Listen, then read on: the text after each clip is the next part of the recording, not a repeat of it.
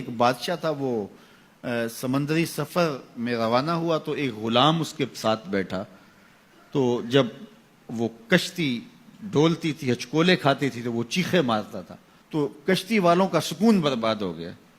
ایک دانا شخص تھا، اس نے کہا بادشاہ اگر آپ اجازت دیں تو میں اس کو چپ کرواؤں. اس نے کہا یہ تو کمال مہربانی ہوگی. تو اس نے دو نوجوانوں کو کہا کہ اس کو ذرا ہاتھوں سے پاؤں سے پکڑ کر کے پانی میں غوطے دو. تو اس کو پانی میں پھینکا، جب وہ ڈوبنے لگا نکالا اور کشتی میں بٹھایا. وہ چپ کر کے بیٹھ گیا، اب کوئی چیختا نہیں ہے. تو بادشاہ نے کہا کہ اے دانا شخص، مجھے سمجھ نہیں آئی کہ یہ شخص کو آپ نے کیسے چپ کروا دیا. کہا بادشاہ دریا میں غرق ہونے کی تکلیف کو نہیں جانتا تھا، اس لیے کشتی کی سلامتی کی قدر نہیں تھی اس کو. اب اس نے وہ غرق ہونے کی تکلیف دیکھ لی، اب کشتی کی سلامتی کی اس کو قدر ہو گئی ہے. تو اللہ نے جو ہمیں عطا کیا ہے، آپ دیکھیں کہ اس سے نیچے کتنے لوگ بستے ہیں. جب آپ نیچے فرشت دیکھیں گے جو بیچارے نانے شبینہ کو ترستے ہیں.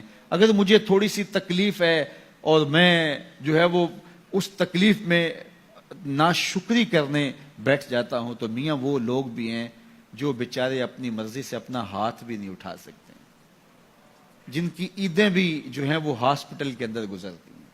وہ کئی سالوں کے اندر وہاں اذیت میں مبتلا ہیں. جب آپ دیکھیں گے تو کہیں گے مالک میں جس حال میں ہوں اس پہ تیرا شکر ہے. شیخ سعدی فرماتے ہیں میں دمشق کی جامع مسجد میں نماز جمعہ کے بعد نکل رہا تھا تو میرے کسی نے جوتے اٹھا لیے. تو یہ شروع سے ہوتا آیا ہے. تو کہتے ہیں کہ میں ننگے پاؤں جا رہا تھا اور میری حالت یہ تھی کہ میں جوتا خریدنے کی استطاعت بھی نہیں رکھتا تھا. تو میں دل میں شکوہ گناہ تھا کہ اتنا بڑا لوگ تجھے امام سمجھتے ہیں اور تیری یہ مالی پوزیشن کہ جوتے بھی نہیں خرید سکتا. تو آگے میں نے دیکھا ایک شخص تھا جس کے پاؤں ہی نہیں تھے اور وہ رینگتا ہوا آ رہا تھا.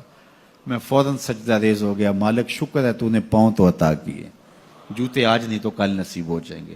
تو جو میسر ہے اس کی قدر سیکھو، جو میسر نہیں ہے اس کی جلن میں اپنے آپ کو جلانے کی کوشش نہ کرو، تو زندگی سوکھی ہو جائے گی. یہ ضابطہ میرے حضور نے دیا. انظروا الی من هو اسفل منکم، اپنے نیچے دیکھنے کی عادت ڈالو، تم سکھی ہو جاؤ گے، تم پریشان نہیں ہوگے. لیکن اگر شوق ہو تمہیں اوپر دیکھنے کا تو فرمایا پھر دین میں جو اپنے سے اوپر ہے ان کو دیکھو. کہ میں تو یار صرف 5 پڑھتا ہوں، یہ تہجد بھی پڑھتا ہے. میں تو صرف رمضان کے فرض روزے رکھتا ہوں اور یہ ہر ماہ نفلی بھی رکھتا ہے. میں تو صرف زکوٰۃ دیتا ہوں، یہ صدقات و خیرات بھی کثرت سے کرتا ہے. یہ لوگوں کے کام بھی آتا ہے، دکھیوں کی مدد بھی کرتا ہے. تو پھر ان کو دیکھو گے تو پھر تمہارے عمل میں قوت پیدا ہوگی. اوپر دیکھنے کا شوق آ جائے تو دین میں جو اوپر ہے ان کو دیکھو، ورنہ نیچے دیکھو. نیچے دیکھو گے زندگی سوکھی رہے گی. اپنی مٹی پہ ہی چلنے کا سلیقہ سیکھو، اپنی مٹی پہ ہی چلنے کا سلیقہ سیکھو. سنگ مرمر پہ چلو گے تو پھسل جاؤ گے.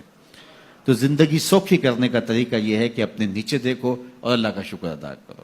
تو پھر سنو، میں تو کہتا ہوتا ہوں یہ ٹینشن فری حدیث ہے. سید علی المرتضیٰ فرماتے ہیں حضور نے فرمایا جو اللہ کے دیے گئے تھوڑے رزق پہ راضی ہو گیا، اللہ اس کے تھوڑے عملوں پہ راضی ہو جائے گا. زندگی سوکھی کر دیتی ہے یہ حدیث پاک. تو جو اللہ نے دیا مالک تیرا شکر ہے. یہ تھوڑا کرم ہے کہ تو نے ہمیں انسان بنایا ہے، ہمیں فہم و ادراک کی دولتیں دی ہیں، ہمیں شعور اور خرد عطا کیے ہیں.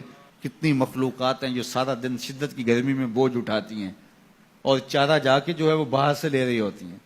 وہ بھی تو تیری مخلوقات ہیں. تو نے ہمیں انسان بنایا، انسانوں کے گھر میں پیدا کیا. اور میں اور آپ تو اس کا شکر ادا نہیں کر سکتے کہ ہمیں اللہ نے محمد عربی کا غلام بنایا ہے، حضور کا امتی بنایا ہے. میری خوش قسمتی میں تیرا امتی. یہ میرا مقدر ہے، یہ آپ کا مقدر ہے.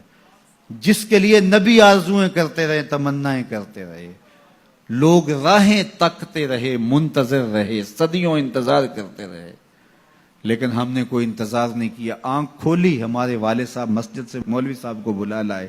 انہوں نے کان میں آ کے اذان دیتے ہوئے کہا مبارک ہو تو حضور کا غلام بن کے آیا.